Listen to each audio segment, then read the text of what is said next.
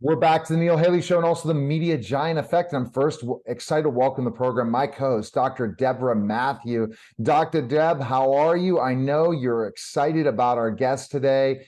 We watched him on Chips for We years. did watch those Oh my goodness. motorcycles. But Larry Wilcox, our guest, literally has been in many more things than just Chips, and his voice is synonymous, and I will always remember it. Larry, thanks for stopping by, man, and catching up on the Neil Haley Show. We've been friends on Facebook for a while, and I appreciate you coming by. Oh, you're welcome. Thanks for having me. Thank you Absolutely. both. Absolutely. All right. Dr. Deb has come up with some really nice questions for you, and I will be asking the follow-up as we are having this fun this conversation. Go ahead, Dr. Deb. Yeah, well, that Chips role was so iconic, and of course, we all remember that. But can you tell us the story about how did you land that role? Yeah, I had been before that. I'd done a lot of episodic guest star and all that kind of stuff. And the producer Rick Rosner saw me in a Hawaii 5-0, and in a movie I did with Farrah Fawcett was my girlfriend, called the Great American Beauty Contest. And so I went on an interview with him. He asked me, did I ride a motorcycle? Well, first I read for him for a television pilot with Don Meredith called Aero Bureau. And it was about cops and helicopters. And that didn't sell. We did it. We had a good time, Dandy Don and myself. And then the next year, he said he wanted me to star in Chips and help him pick the other actor. And by then, I was a young actor. Young actors are boring. They start believing their own press and thinking they're an actor. And that's probably where I was at that time. So I said I wasn't interested in doing Chips, that I was becoming this actor now and better roles and so on. And there wasn't room for another cop show. And anyway, to make a long story short, prostitutes can always be bought. So he offered more money, and I eventually did Chips, and I should be so lucky. I had a great time. So Now, were you a motorcycle rider when you started the show? I was, but I kind of got embarrassed. I learned so much from the CHP, and we went through the CHP motorcycle training, and we got very proficient on the motorcycles, both Eric and myself. We had to lay them down and wreck them and do high-speed braking and, make the rear end come around to the front end, high-speed braking, and just and the really difficult part was turning figure eights in a real small area, balancing, brake, and clutching on the motorcycle. We had Robert Pine, who came, and he just could not ride the motorcycle. So he basically did entrances and exits. But good guy, but a motorcycle wasn't his forte, but he's a good actor. Did you ever get hurt? Did you ever have any accidents? I did. I had a few. If you've been on a motorcycle, it's a matter of time. Yeah. And they're not safe instruments, no matter who you are, kind of like helicopters, but that's why insurance is so high. But I wrecked a few, and then when they were trying to perfect, we rode the motorcycles. That's number one, Eric and I. Number two is, well, were they ever on trailers? Yes, they were, for close-ups, and because they had to maintain focus on two people exactly next to each other, and they didn't want the noise of the motorcycle in the background. In perfecting those trailers, they built some really weird ones in the beginning, and for a while I had one where the front wheel was on the trailer and the back wheel was on the ground, which sounds great till you go around a corner and it doesn't turn and flips you off the motorcycle. So it flipped me about 30 feet in the air, and luckily I had the rubber gun in my holster, so that I hit my hip on that gun, which probably would have broke my hip otherwise. Eric had a very tragic accident. They gave him last rites, and they said he was dead. And so he had come in on really hot and put on his brakes, and the camera truck wasn't in the position that they had rehearsed it. And so he actually laid the bike down, but it high-sided. So what happens is the motorcycle comes in, goes down like this, and then bam, like that, comes back right at you and throws you in front of it, and then crashes into you. Broke his chest, his sternum, and ruptured his aorta, they thought.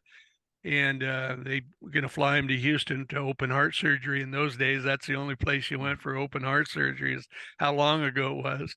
And but he ended up living, and God bless him, he's here today. So yeah, everyone had accidents. Doing stunts, I had accidents, and Oh, wow. Chip's reunion, I had accidents doing fight scenes and hitting a tree and on top of a bus, and took Oh my, out the cameraman, hit him in the back of the head, almost took his head off. oh my gosh. And You know, I think about those injuries. And so you did a lot of your own stunts, it sounds like. I did I did quite a bit, but actors always qualify that, because actors always talk about, yeah, they did stunts. And would you do ride the motorcycle in it? I mean, did you really do stunts? No, I didn't. I did stunts on the jet skis because I love those, and that was easy. I did stunts on horses and rodeo stuff because I do that. But I didn't catch on fire, and I didn't do those really bad wrecks and stuff. The stuntmen did them, and they were very talented and crazy in those days because there wasn't much CGI, special effects, and they just wrecked. Wow. So how much of your character was Larry? How much of you did you bring into the role? Quite a bit, I think, because I always think that Chips was probably one of the most difficult roles I ever had because it was so boring. So, when you have a character that says 10-4 every fifth page and is the straight man for Mr. Gorgeous, Eric Estrada, right? Then what do you do? You're the white envelope walking around, right? And white bread. And so, I had to try to figure out ways that didn't look like an actor begging for camera time, and do it in subtle ways that created some subtext, substance, charm, loyalty, and character qualities that would grow over time. Little subtle things that I did. Sometimes the producers would get mad because they wanted me to be gaga goo goo when Eric's singing a song and dancing on stage. And I said, I'm not doing that. That's just ridiculous. And so I would do it a different way, and they couldn't cut around it. But it worked. And I think that the chemistry between the two actors is what was the really meat, if you will, the glue of the show. Do you think that it would have been a success if you guys weren't getting along so well in the chemistry and all that? Well, we weren't getting along in the beginning. Later on, we started getting along. In the beginning, we were just two ego punks, and I take as much blame. I first of all, I was from a very narrow, myopic culture. So I was a Wyoming cowboy that had grew up in Wyoming, didn't know anything about anything, but thought he knew everything, and now I'm exposed to a Puerto Rican who grew up in Harlem, who's bigger than life and is, a Latin cha-cha-cha guy. And so at first, I think I judged that, and unfairly. And then, pretty soon our relationship deteriorated. Eric was all about promoting himself at that time, and I was too. He was just a more attractive product to promote in terms of marketing.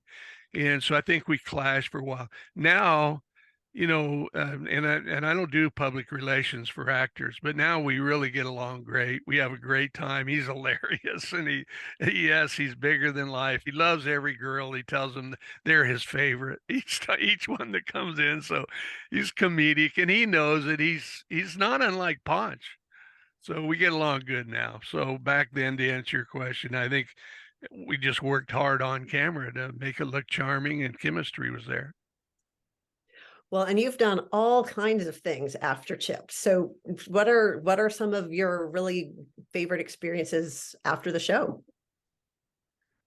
Oh, geez, I had so many. My children are the best contribution I'll make in this world. So that was great.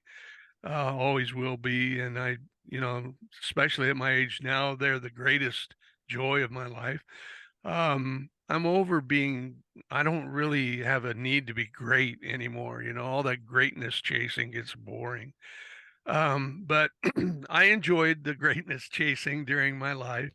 I enjoyed different roles like Dirty Dozen was fun with my friend, the Andrew McLaughlin was a great director, and he'd use me in almost everything. Larry, I'm going to get you in this next movie I'm doing. You're going to star in it with blah blah blah blah. And okay, great, Andy. And then he would let me kind of write my characters, and I had really fun in being all these different weirdos that I got to be. So that was fun. I got to direct two of the highest rated shows on Chips, so directing was fun. And directing's a lot of hard work because you're there the first and the last to leave, and then you got to go home and do homework, and then if you're acting also, like in my case, it makes it even more difficult. Luckily, Chips wasn't, I wasn't having to do some Marlon Brando scene. It was John Baker, which 10-4 wasn't too hard. After that, I got to take advantage of a lot of neat things. I got a lot of neat toys, Porsches and Rolls Royces and horses and all the indulgent lipstick that you get from being on a television series. I flew in a lot of airplanes with pilots. I did war games in A7s against F-16s, and we really did them. We fought all the Air Force cadets up in Colorado Springs, and 3 A7s, and then I flew it. I'm a pilot, by the way, also, and so I got to fly, and then we lost our hydraulics, and we almost had to eject because we had no nose wheel steering. So I was with the Top Gun pilot, but the problem was, we had to catch a cable with the hook on the back of the A7, and he'd never done it in his life because he's an Air Force pilot, not a Navy pilot, and so we had to do it. And they said, if you don't do it, we eject you, and you go through the glass of the canopy, it shoots you out, and then you'll pass out and you'll wake up and your parachute will be open. So that was fun. We caught the wire, by the way, so we didn't have to eject. I had some of me wanted to eject and some didn't. I got to race cars and do the celebrity racing, and then I did regular racing, and then I started producing. I produced a television series for 5 years all over the world, the Ray Bradbury Theater. Yeah, I put that. That's a sad story, really. I put that deal together with HBO. Then we put it together with Atlantis Films in Canada, and they screwed me. We raised the money for that project. We signed. We had the copyright at the time, and then they asked if they could please have the copyright because they're helping us distribute it. And after 5 years of producing it and doing all that work and bringing an award-winning project to HBO, then Atlantis Films did a very snarky, sneaky little thing. They did this is what in the business. They sold their share. So someone says, well, what do you mean they sold their share? Well, you owned the company, right, Larry? Yeah. And they were partners. Yeah. So they just sold their share. Well, I guess they could do that. Not really, but someone might rationalize that they can. Not only did they sell their share, who'd they sell it to? Goldman Sachs. Oh, of course. And so who owns it now? Because they're playing that on Amazon and all kinds of places. You can rent the Ray Bradbury Theater. Are you making any money? How much money did they sell all their assets for? About $400 million. And how much did you make? Zero. And so when I called them to ask them, that was well, we sold our share.